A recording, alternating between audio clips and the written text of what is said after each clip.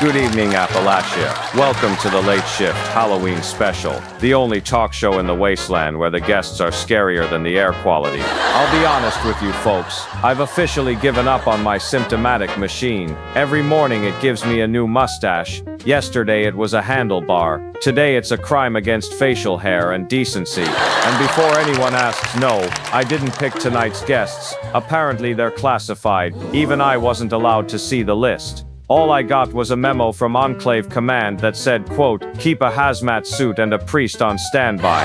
So that's promising. This is, after all, our Halloween special, which means strange things are bound to happen. The lights will flicker, the guests will be weird, and somewhere out there a Mr. Gutsy will probably be trying to exercise a toaster.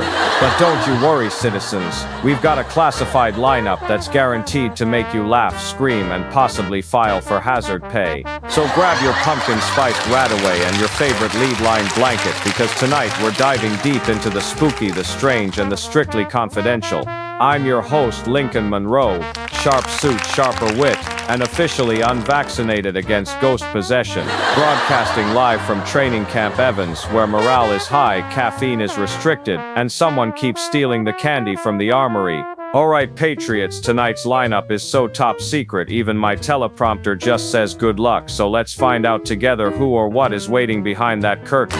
You're watching the Late Shift Halloween Special. You've cleared security, survived the symptoms, and now you're cleared for terror at level Omega. Alright folks, our first guest tonight is a mystery quite literally. Enclave Command told me he's the one responsible for selecting tonight's guests, which, depending on how this goes, means he's also responsible for my therapy bill. Please welcome, Mr. Regular Civilian Person.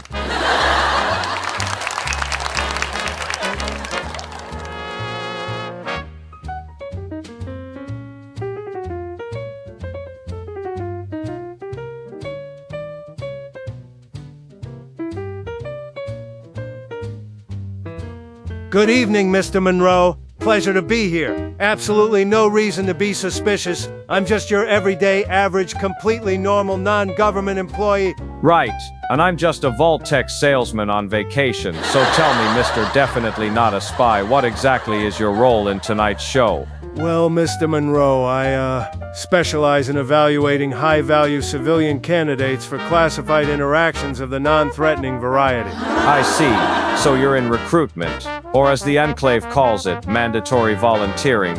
I prefer the term strategic selection based on operational loyalty metrics. Of course you do. Now, rumor has it, you personally cleared tonight's guests for, let's say, public exposure. Should I be wearing a blast shield? Well, we've taken every precaution. Each guest has been thoroughly screened for danger, instability, and communicable anomalies. Except for the second one, he bit the medic. Always a good sign when your medical team needs a rabies shot. You sound like you've handled some strange cases before. What's the weirdest thing you've seen? Well, there was that one time a group of squirrels tried to infiltrate the armory. Very coordinated, very organized. Almost too organized. Wait a second. I can neither confirm nor deny that squirrels have sleeper agents operating near Morgantown. Are you telling me that you're the guy who filed the report titled Operation Acorn Threat? Mr. Monroe, I assure you this is all a misunderstanding, or perhaps a classified coincidence. I knew it. That's Agent Patronoma. Nobody else in this world could turn a wildlife sighting into a counterintelligence operation. Sure it is, Agent. And I'm sure that mustache was cleared through proper disguise protocol form 22B. Words of wisdom, citizens. Agent Patronoma, everybody. The man proving every day that paranoia is just patriotism with better intel. Well, that was comforting. If the Secret Service is screening our guests, I suddenly regret showing up without a weapon. Don't go anywhere, Patriots. When we come back, we're meeting a man who claims to have been abducted by aliens. And folks, if he starts levitating, I'm out. Welcome back, Patriots. Now, after talking to a man who thinks squirrels are running espionage operations, I figured the night couldn't get any stranger. Turns out, I was wrong. Our next guest claims to have been abducted by aliens and lived to tell the tale, which means he's either very lucky, very confused, or very probed.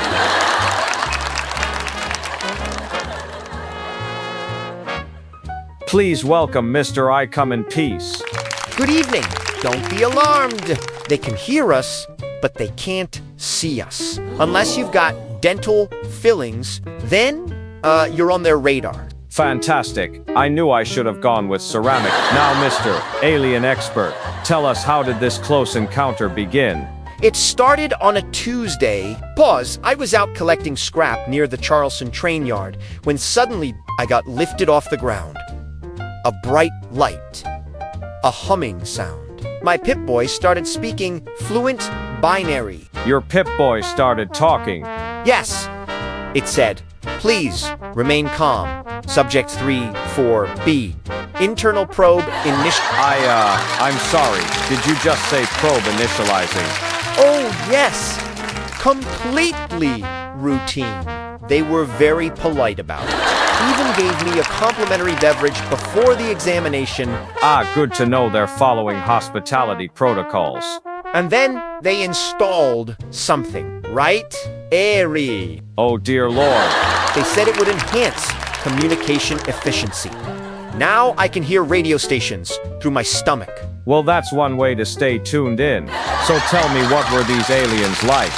Tall, shiny, smelled like menthol. One of them introduced himself as Steve. Lovely fellow. Kept apologizing for the slight discomfort. Steve, from outer space. Yes. Said he was in intergalactic research and development. Something about testing human emotional durability under the effects of constant probing. You know, that sounds exactly like Enclave training. Anyway, when they dropped me back to Earth, they gave me a message to share. Oh, good. Here we go. They said, tell them the truth is under the White Spring bunker. Well, that's comforting. I'll be sure to pass it on to Agent Patronoma. He's already paranoid enough. And one more thing. They said they'll be back once they've calibrated their equipment. Right. Well, on that note, I'm suddenly very glad I renewed my restraining order against extraterrestrials. Ladies and gentlemen, our brave space pioneer proven you can go to the stars and still fail your sanity check. Give him a hand. Well, that was enlightening and mildly traumatizing. We'll be right back after this short break, assuming no one gets abducted before then.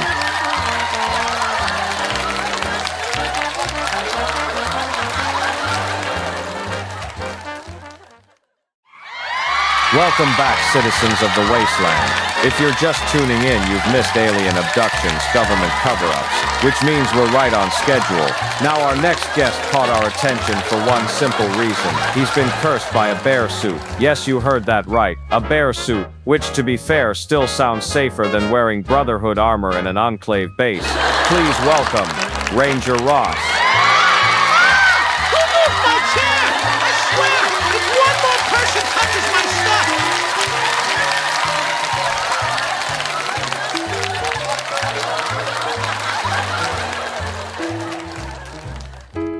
Easy there, Ranger. Deep breaths. You're among friends here. Well, co-workers with clearance. Sorry, it's the suit. It's cursed. Ever since I put it on, I've been angry.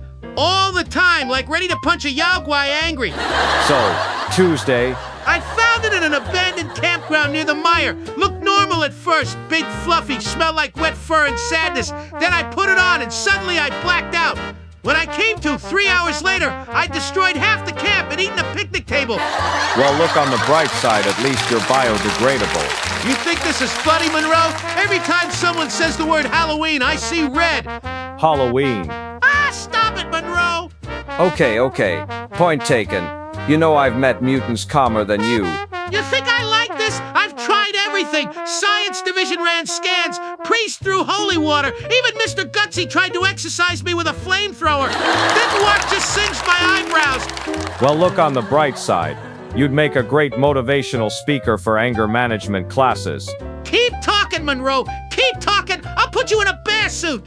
Oh, please, I barely survived my symptomatic machine. I don't need another cursed appliance ruining my face. You think this is a joke? I can't even sleep. Every time I close my eyes, I dream of raw salmon and picnic baskets. All right, folks, before Ranger Ross flips this table, let's give him a round of applause for surviving the angriest wardrobe malfunction in Appalachia.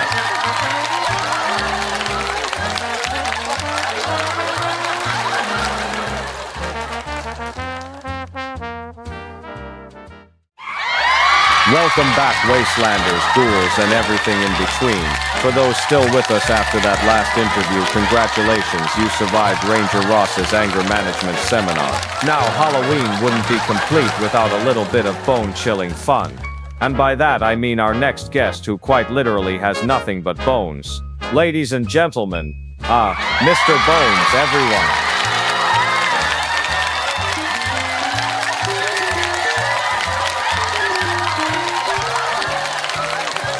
Mr. Bones, it's an honor to have you here tonight.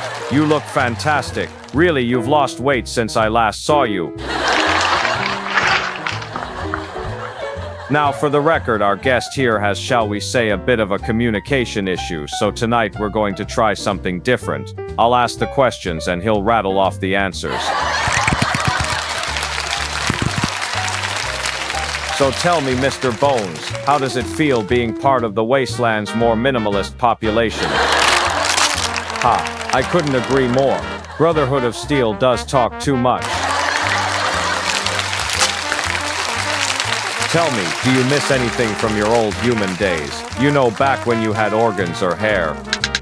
Ah, yes, the brain. That would make conversations a lot easier, wouldn't it?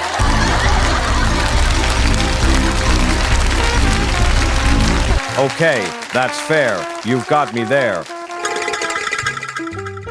Alright, final question before you fall apart on me. What's your secret to staying in such great shape after 200 years?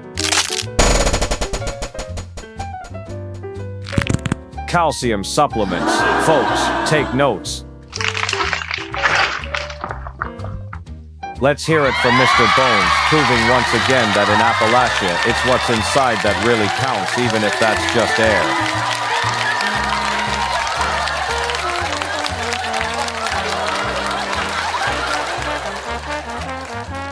Coming up next, a man who just woke up in Vault 76 last week and somehow already survived more training than most recruits do in a lifetime. Don't go anywhere. The late shift continues after this.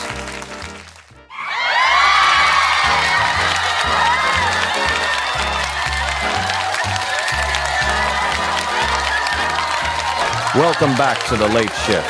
If you've just joined us, congratulations, you've missed Ghosts, Bones, and one angry bear man. Tonight's final guest might just be the bravest of them all. He's new to Appalachia, fresh out of Vault 76, and somehow managed to survive his first week without being eaten, exploded, or recruited by the Raiders.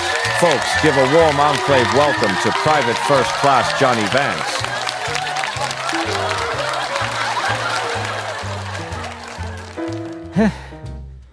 Hey there, Mr. Monroe. Big fan of the show, sir. It's an honor to be here. The honor's all ours, soldier. I see the Pip-Boy still flashing. Either you're low on stim packs or you're about to self-destruct. I'm still trying to figure out half the buttons. I woke up last week, looked down, and it said I was level 5. Didn't even know what that meant, so I figured, hey, I'll go outside and ask someone. A bold move. And what happened next? Well, I ran into this squad of soldiers in black armor. Looked real official, had the flag and everything. They didn't say much, just gave me a gun, some armor, and dragged me into a cave. That's normal, right? Oh, absolutely. Standard Enclave onboarding. You get the paperwork, a pep talk, and a complimentary near-death experience. Yeah, that sounds right. There was this giant robot, too, big as a house. And these things glowing green, crawling all over. And this huge snake. I almost passed out. But the Enclave soldiers had my back. I just fired where they told me. Excellent instincts. And when you came back to the surface? Well, I checked my Pip-Boy again, and it said level 100. I think that means I'm doing good, right? Son, you've officially experienced what we call the Appalachian welcome package. A bit of gunfire, a touch of trauma, and a few mystery rads for flavor. I don't remember most of it, sir. Just shouting, lasers, and someone yelling, "Don't feed it!" But hey, I'm alive. And that's gotta count for something, right? That's the spirit, soldier. You've got courage, confusion, and mild radiation poisoning, all the makings of a fine Enclave operative. Thank you, Mr. Monroe. I won't let the Enclave down. I even learned the motto. Oh, let's hear it then. For the Enclave. And, for America, for whoever's got the rat away, Well said, Private. Remember, keep your rifle clean and your Pip-Boy confused. That's the Monroe guarantee. Ladies and gentlemen, Johnny Vance, proof that Vault-Tec still finds new ways to traumatize the youth. Well, folks, that about wraps up tonight's broadcast of the Late Shift Halloween special. What a night it's been. Duct-taped engines, mysterious agents, aliens with questionable interests, a raging bear, one skeleton symphony, and a recruit who somehow hit level 150 in a week. You know, Halloween in Appalachia isn't just about ghosts and ghouls. It's about survival, the real kind. Whether you're running from mutants, raiders, or whatever's in that pumpkin stew in the cafeteria, we all share one thing in common. We keep going, we endure. We laugh because the alternative is screaming. And if tonight taught us anything, it's this. The wasteland may be mad, but it's never boring. And when the lights go out, when the world gets just a little too dark, that's when laughter matters the most. It's what keeps us human. So from all of us here at Training Camp Evans, stay sharp, stay sane, and if your symptomatic machine gives you a mustache overnight, just roll with it. Until next time, my classified comrades, keep your secrets secure, your costumes creepy, and your candy free of radiation. This is Lincon Monroe signing off for the Enclave, for America, and for whatever that thing in the break room fridge used to be.